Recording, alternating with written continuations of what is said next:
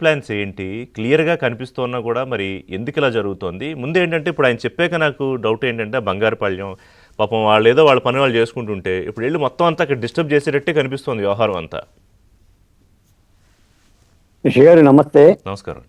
మీకు ఏవిఎన్ వీక్షకులకి అలాగే ప్రసాద్ గారికి లక్ష్మీనారాయణ గారికి కూడా నమస్కారాలు. మీరు అడిగిన మాటకి చెప్పడానికి ఒక్క మాట ముందు మీ ద్వారా ఆంధ్ర రాష్ట్ర ప్రజలకి ముఖ్యంగా అమరావతి రైతులకి ఒక మాట చెప్పాలి రిషి గారు. ఈ అవకాశం కల్పించినందుకు ముందుగా మీకు ధన్యవాదాలు చెప్తూ, నేను 5 రోజులైంది అమెరికా వచ్చి. మిచిగాన్ రాష్ట్రంలోని నోవీ నగరంలో జరుగుతున్న 24వ తానా మహాసభల్లో నేను రాసిన నేను నా అమరావతి రణం రక్తం రాజసం అనే పుస్తకావిష్కరణ కోసం వచ్చాను. ఇక్కడే చికాగోలో ఉన్న యలమంచి ప్రసాద్ గారు, కాలిఫోర్నియాలో ఉన్న శ్యామ్ అరబింది గారు పనిగట్టుకొని బాలకోటని తానా సభలకు తీసుకురావాలని చైర్మన్ గంగాధర్ గారితో అలాగనే ఉదయ్ కుమార్ గారితో మాట్లాడి ఆ తానా సభలకు వస్తే అప్పసాని రాజేష్ గారు కూడా నాతో కలిసి ఆ కార్యక్రమాన్ని చాలా దిగ్విజయంగా పూర్తి చేశాం. దాంతోపాటు అన్నారాయణందరూ కూడా ఈ ప్రజా రాజధాని అమరావతిలో మృతి చెందిన 274 మంది రైతులకు అక్కడ ఒక స్మృతి చిహ్నం కట్టాలి, దాన్ని ప్రభుత్వానికి విజ్ఞప్తి చేసి ఒక ల్యాండ్ని అడగాలి అనే ఒక ప్రతిపాదన కూడా తీసుకొచ్చారు. దాన్ని ఎన్ఆర్ఐ చోత నాతో మాట్లాడిచ్చే ప్రయత్నం చేశారు. నేను ఇక్కడ అమెరికాను చూస్తున్నాను రిషి గారు. ఏ ప్రభుత్వాలైనా, అది దేశమైనా రాష్ట్రమైనా, ప్రభుత్వాలు అంటే ప్రజలను పాలించడానికి వస్తాయని అర్థం.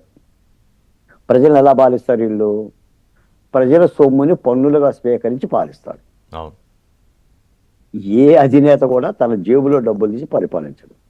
ఇక్కడ అమెరికా నిబంధనలు చూస్తుంటే నిబంధనలతోనే పరిపాలన ఇక్కడ బ్రహ్మాండంగా జరుగుతుందో అనిపిస్తుంది. ఎందుకంటే వాహనాల యొక్క రాకపోకలు కానీ, ఆ నియమ నిబంధనలు పాటించడం కానీ ఎక్కడ ఒక డీవియేట్ కాకుండా, ఆఖరికి మనం చిన్న కాగిత ముక్క చేతిలో ఉన్నా కూడా రహదారి మీద వేయకుండా జేబులో పెట్టుకొని డస్ట్బిన్ కన్నప్పుడే వేసే పద్ధతి కానీ, ఇవన్నీ కూడా ఈ నియమ నిబంధనలు. నిజానికి నాకు తెలిసి ఇదే అమెరికాలో ఎవరన్నా గనక రప్పాగా అని గనక అంటే కింద కోసి పైన చేతులు పెడతారు.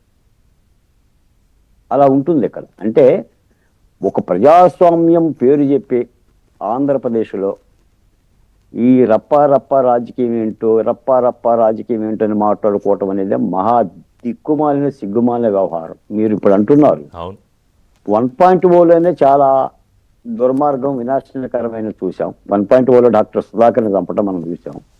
మరి రేపు పొద్దున్న 2.0 వస్తే ఎలా ఉంటుందంటే బహుశా బాలకోటని చంపుతారు డాక్టర్ సుధాకర్ లాగా. మీకు ఇంకో మాట కూడా చెప్తా, జగన్మోహన్ రెడ్డి గారు ఎంత రప్పా పెట్టినా ఎవరిని చంపగలుగుతాడు? పవన్ కళ్యాణ్ జోలికి బాగోలేదు. టీడీపీ నాయకులు టార్గెట్ అని చెప్తున్నారు కదా పార్టీ నాయకులు బహిరంగంగా. చంపుతారు. తెలుగుదేశం నాయకులు చంపుతారా? నువ్వు లోకేష్ గారిని చంపుతారా? చంద్రబాబు నాయుడు గారిని చంపుతారా? పవన్ కళ్యాణ్ చంపుతారు? ఎవరు చంపుతారు? ఎవరిని బెదిరిస్తున్నారు? మమ్మల్ని బెదిరిస్తున్నారు. ఎవరు బెదిరిస్తారండి? ఇప్పుడు మరి 1.0లో ఎవరు చనిపోయారు చెప్పండి సార్? చచ్చిపోయిన వాళ్ళందరూ కూడా డాక్టర్ సుధాకరో లేదంటే అబ్దుల్ సలామో ఆ డ్రైవర్ సుబ్రహ్మణ్యమో, ఎస్సీలు ఎస్టీలు బీసీలు వీళ్ళే కదా. నేను చెప్తున్నాను, ఛాలెంజ్ చేస్తున్నాను జగన్మోహన్ రెడ్డి గారిని. ఆయనే కత్తి తీసుకొని వెళ్ళమనండి. అసలు ఈ రగడెందుకు? మీరు నాకు అన్నారు అసలు వైఎస్ఆర్సీపీ పార్టీ పక్కన పడేసి రప్పా అని పార్టీ పేరు పెట్టుకుంటే తేలిగ్గా ఉంటుంది, పలకటానికి చాలా బాగుంటుంది. ఎన్నికల కమిషన్ ఎలాగో డిసైడ్ అయిపోయారు కదా, ట్యాగ్ లేనే 4 ఏళ్ళు ఎలాగో డిసైడ్ అయ్యారు కదా, ఇస్తే ఇవ్వచ్చు అని అంటున్నారు. అంటే దేశాలు ఎలా ఉన్నాయి, ఎలా అభివృద్ధి చెందుతున్నారు? నీకు ఒక మాట చెప్తాను సార్. నా ఆంధ్ర రాష్ట్ర బిడ్డలు అమెరికాలో ఉన్నారు సార్ రిషి గారు. ఎందుకున్నారు? చదువుల కోసం ఉన్నారు, కొలువుల కోసం ఉన్నారు. ఎందుకు కొలువుల కోసం రావాలి అమెరికా? ఎందుకు చదువుల కోసం రావాలి? వాళ్ళ మేధస్సుని, వాళ్ళ తెలివితేటల్ని పక్క దేశంలో, విదేశీ దేశంలో ఎందుకు పెట్టుబడి పెట్టాలి? ఈ రోజున దాదాపు నేనున్న బిల్డింగు 24 అంతస్తులు, 14వ అంతస్తులు కూర్చొని మాట్లాడుతున్నా. ఈ చికాగో నగరాన్ని చూస్తుంటే సుందరకాండ కనిపిస్తుంది. మరి జగన్మోహన్ రెడ్డి గారు అమెరికా వస్తాడు, లండన్ చూస్తాడు, వాళ్ళ పిల్లల కోసం వెళ్తాడు. అభివృద్ధి గుర్తుకు రావట్లేదు లేదా? ఏ దేశంలోనన్నా రప్పా అని కూడా అన్నాడా? ఏ పాలకుడైనా తన చక్రాల కింద లేదా తన కారు కింద చీలిసింగయ్య లాంటి యొక్క దళితుల్ని, అమాయకుల్ని చంపేశారా? చంపేసిన తర్వాత వాళ్ళని పిలిచి ఇంటికి పిలిపించుకొని పరామర్శించుకుంటారా సార్? 10 లక్షల రూపాయలు ఇచ్చేసి ఇక ఆ కేసుకి పరమార్థం ఏముంటుంది? పైగా ఆయన అందులో ఏ నువ్వు అక్యూజ్డ్ ఆయన. ఎక్యూజ్డ్ అయ్యి ఉండి ఇంటికి పిలిపించుకొని మాట్లాడుతున్నారు. మరి ఈ సందర్భంగా మనం కూడా మాట్లాడాలి. మరి ప్రభుత్వాలు ఏం చేస్తున్నాయి? మరి న్యాయస్థానాలు ఏం చూస్తున్నాయి? ఎవరు పరిష్కారం చెప్పాలి? ఈ రోజున బంగారుపాలెం వెళ్తున్నాడు. ఆయన 10,000 మంది పోయినా 5,000 మందితో పోయినా పోతే పోవచ్చు. ఓ ప్రతిపక్ష పార్టీ నాయకుడిగా ప్రజాస్వామ్యంలో వెళ్ళొద్దు అనే మాట అయితే మనలాంటి వాళ్ళం అనం. కానీ ఎందుకు వెళ్తున్నావు? అంటే షర్మిల గారు అడిగారు, షర్మిల గారు చెల్లె ఆవిడే, అసలు మీరు బయటికి ఎందుకు రానిస్తున్నారు, ఆయన వచ్చినప్పుడల్లా చంపేసి పోతుంటే అని అడిగింది ఆవిడ. అక్కడ దాకా ఎందుకు సార్? ఇప్పుడు దస్తగిరి ప్రసాద్ గారు ఏమన్నారు? ఏదో మా నాయకుడు ఊకున్నాడు, మేము గనక కన్నెర్ర చేస్తే ఇంట్లో నుంచి బయటికి రాడు అని చెప్పేసి అని అన్నారు. ఎవరు కన్నెర్ర చేయొద్దంటున్నారు? ఎవరు కన్నెర్ర చేయొద్దంటున్నారు? ఈ రోజున చీరి సంగయ్యకి అన్యాయం జరిగిందని నేను అంటా, ఆ సామాజిక వర్గానికి సంబంధించిన వ్యక్తిగా. నువ్వు ఏటుగా ఉండి బాధిత కుటుంబాన్ని ఇంటికి పరామర్శించుకుంటే, సుఖం ఏంటి చెప్పండి? నేను ఒక్క మాట కూడా అడుగుతాను ఋషి గారు, ఏ ప్రభుత్వ అధినేత చీలిసింగయ్య కుటుంబం దగ్గరికి వెళ్ళి పరామర్శించే బాధ్యత లేదా? పరామర్శించుకోవాలి కదా. అంటే ఆయనే చంపి ఆయనే పిలుస్తూ ఉంటుంటే మనం ఏం చేస్తున్నాం? ప్రభుత్వాన్ని గత 5 ఏళ్ళు చేసిన రావణకాండ అదే కదా, రాక్షసకాండ అదే కదా. అంటే జగన్మోహన్ రెడ్డి గారి యొక్క ఇతివృత్తం మళ్ళీ పనిగట్టుకొని కూటమి ప్రభుత్వానికి చెప్పాలా, తెలియజేయాలా? నేను సూటిగా అడుగుతున్నాను. ఎందుకు ఇప్పుడు చంద్రబాబు నాయుడు ఆయన బయటికి ఎక్కడికి వెళ్ళినా ఇది ప్రస్తావిస్తున్నారు కదా, వీళ్ళ వ్యవహార శైలి, నేర రాజకీయాలు, రప్పా వ్యవహారాలు, కారు కింద పడి తొక్కించి ఇవన్నీ మాట్లాడుతున్నారు మరి ఆయన బయట.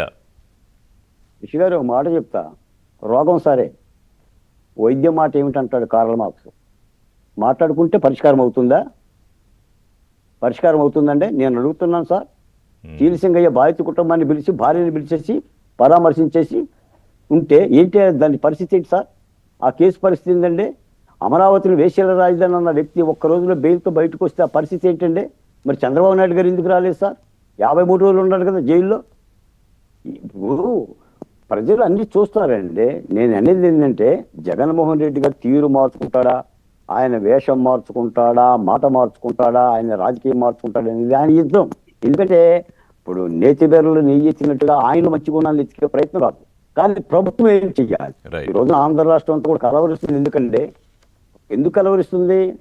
ఈ విధమైన అంటే క్రింది కులాలని, అమాయకులని చేరదీసి ఒక సైకిల్ లాగా పోషించి వాళ్ళని ఒక ఉన్మాదులాగా తయారు చేసి నువ్వు కత్తులు ఇచ్చి మేకలను కోసి ఆ రకాన్ని జరిగితే ఈ నేపథ్యాన్ని ఏమంటారు? అంటే ప్రజాస్వామ్యంలో మనం చెప్పేసి ఒక మాట చెప్పేసి 2 మాటలు చెప్పేసి చేతులు కట్టుకుంటే వ్యవస్థలు అవుతాయా? పోలీస్ శాఖ అవుతుందా? వ్యవస్థలు చూడాలి కదా. మనం ఆ పని ఋషి గారు నువ్వు నేను చేద్దాం, ఊకుంటుందా ప్రభుత్వం? అంటే నేను అనేది ఏంటంటే ఎక్కడొకక్కడో కట్టడి కావాలండి.